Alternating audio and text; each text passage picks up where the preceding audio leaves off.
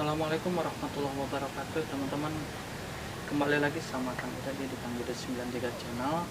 Kali ini kita sudah lama tidak membahas satu hal, yaitu masih tentang berkaitan dengan Ciamis. Ada kabar berita bahwa Kabupaten Ciamis akan merubah namanya menjadi Kabupaten Galuh.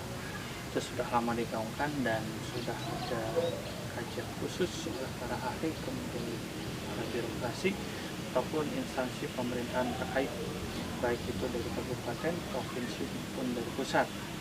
Nah, pengembalian nama Kabupaten Ciamis menjadi Kabupaten Galuh berkaitan dengan satu kerajaan yang tata letaknya itu di Ciamis, wilayah Kabupaten Ciamis.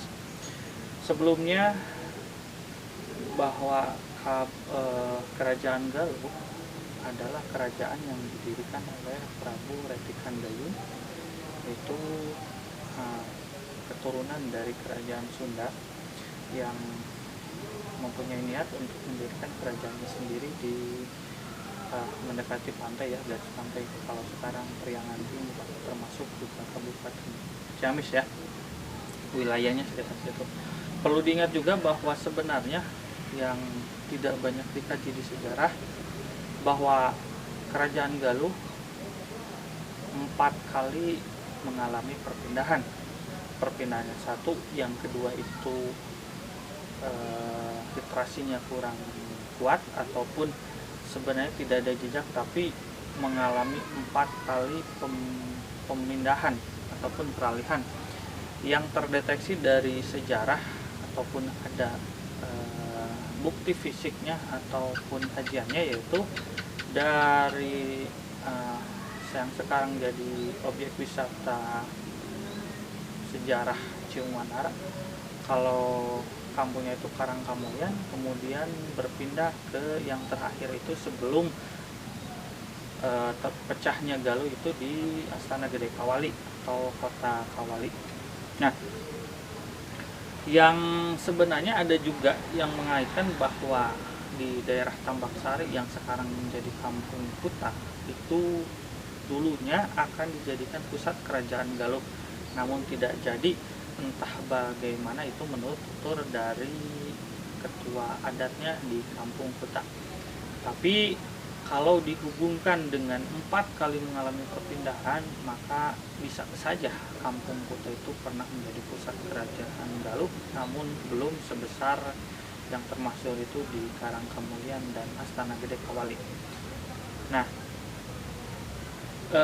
yang terdeteksi di baik itu prasasti yang dari batu ataupun lempengan logam itu diceritakan Karangkamulyan dan Astana Gede. Selain itu tidak ada cerita yang bisa dipastikan bahwa itu nilai kebenarannya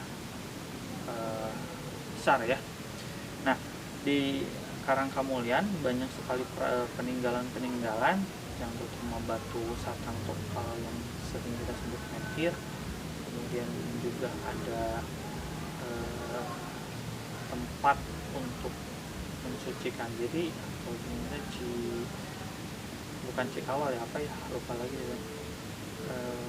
Cikahuripan itu dipercaya airnya itu bisa menyembuhkan berbagai macam penyakit kalau ditelusur dari spiritualnya. Tapi kalau dari logikanya itu terkandung banyak mineral yang dibutuhkan oleh tubuh sehingga itu bisa menjadi penyembuh. Begitu juga di Astana Gede ada satu kolam pemandian. Kalau yang Jawa menyebutnya petirtaan, kolam pemandian itu diperuntukkan untuk mandi para putri ataupun para arsi, ya, karena dulunya memang sebelum berpindah ke Astana Gede adalah sebuah kabuyutan atau tempat belajar agama. Kalau di Islam mungkin pondok pesantren, ya. Jadi pada saat fungsi Karangkamulyan masih menjadi kerajaan ataupun keraton, maka di Astana Gede adalah kabuyutan. Nah, kenapa pindahnya dari Astana Gede juga perpindahannya ke dari Karangkamulyan berpindah ke Astana Gede itu karena tragedi Bubat Putri Diah Pitaloka yang akan dinikahkan atau yang akan menikah dengan Prabu Hayam Wuruk dari kerajaan Majapahit. Cuman ada tragedi di daerah Bubat sehingga terjadilah kuat, dan Putri Diah Pitaloka daripada hidup menjadi seakan seperti tawanan walaupun dinikahi nantinya, lebih baik beliau mengakhiri hidupnya.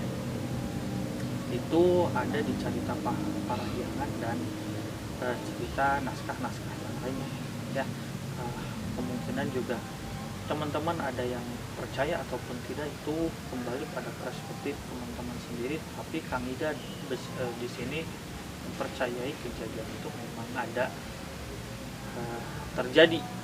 Nah, perpindahan karena Nisikala Wastu Kancana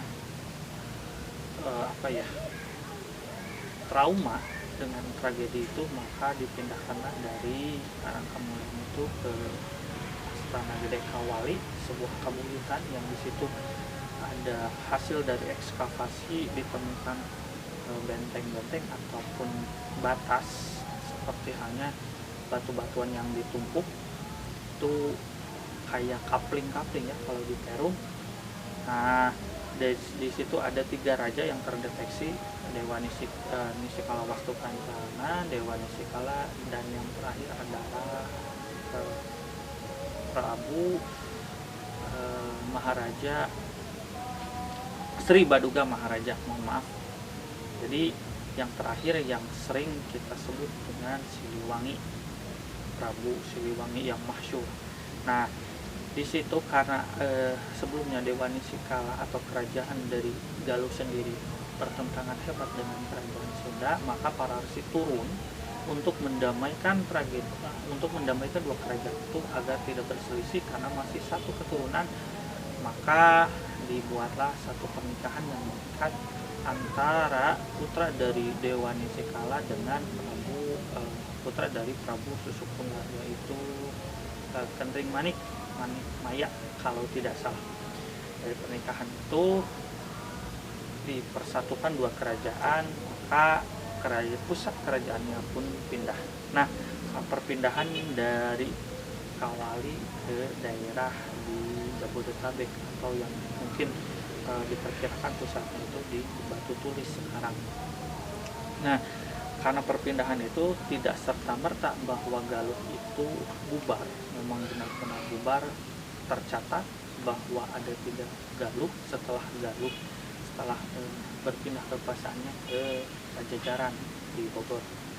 Misalnya Galuh, ada Galuh Darat Tengah, Galuh Pangoban, dan Galuh satu lagi Galuh apa ya, ada 3 pecahannya.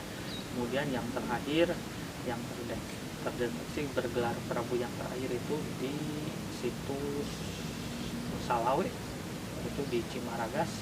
Di situ ada Prabu di Galuh Salawe bergelar Prabu terakhir. Kemudian dari situ karena pengaruh dari Mataram itu sudah kuat di daerah Jawa Barat, Mataram Islam ya, dari Sultan Agung.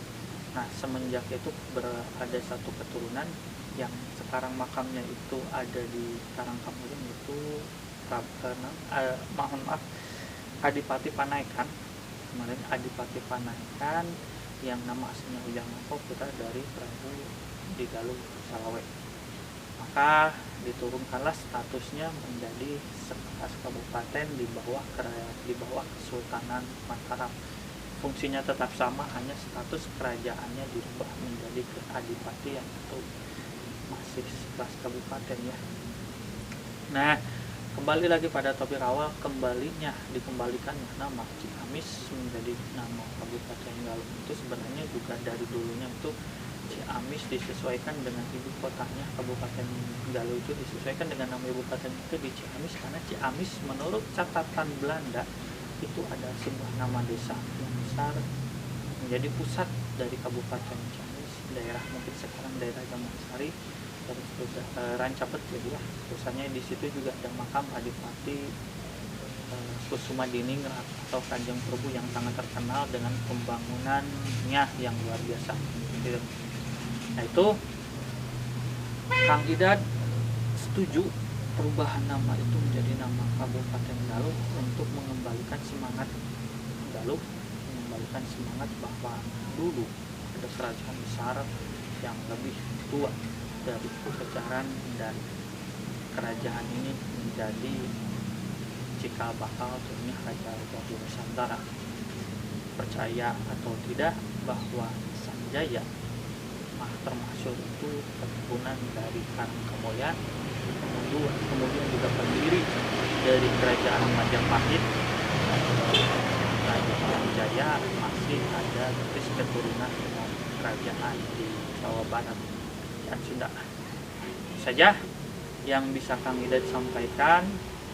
Mohon maaf apabila banyak kesalahan. Semoga di perubahan nama Kabupaten Ciamis menjadi Kabupaten Galuh segera terrealisasi, dan semangat Galuhnya itu bisa kembali disuarakan oleh masyarakat Kabupaten Ciamis. Wassalamualaikum warahmatullahi wabarakatuh.